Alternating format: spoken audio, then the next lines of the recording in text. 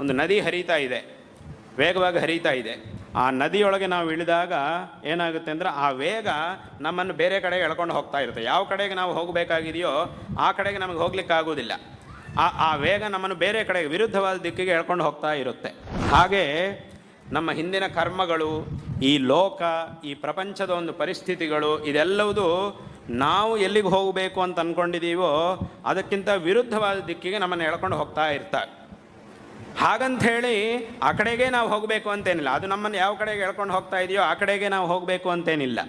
ಆ ನದಿಯಲ್ಲಿ ವೇಗದ ಒಂದು ಪ್ರಭಾವ ನಮ್ಮ ಮೇಲೆ ಇದ್ದರೂ ಸಹ ಏನಾಗುತ್ತೆ, ನಾವು ಈಜು ಹೊಡೆಯಕ್ಕೆ ಶುರು ಮಾಡಿದರೆ ನಾವು ಅಂದ್ಕೊಂಡಿರುವ ದಿಕ್ಕಿಗೆ ನಾವು ಹೋಗಲಿಕ್ಕೆ ಸಾಧ್ಯ ಆಗುತ್ತೆ. ಯದ್ಯಪಿ ಆ ವೇಗದ ಪ್ರಭಾವ ನಮ್ಮ ಮೇಲೆ ಇರುವುದರಿಂದ ನೇರವಾಗಿ ನಾವು ಹೇಗೆ ಹೋಗಬೇಕು ಅಂತ ಅಂದ್ಕೊಂಡಿದ್ದೀವೋ ಹಂಗೆ ಹೋಗ್ಲಿಕ್ಕಾಗದೇ ಇರ್ಬೋದು.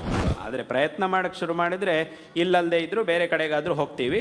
ಅಲ್ಲಿ ಹತ್ತಿದ ಮೇಲೆ ವಾಪಸ್ ಪುನಃ ನಾವು ಅಂದ್ಕೊಂಡಿರುವ ಜಾಗಕ್ಕೆ ನಾವು ಬರ್ಬೋದು. ಏನು ನಾವು ಈಜೆ ಹೊಡೆಯುವುದಿಲ್ಲ ಅಂತಂದರೆ ಮಾತ್ರ ಮುಳುಗಿ ಹೋಗಬೇಕಾಗಿ ಬರುತ್ತೆ.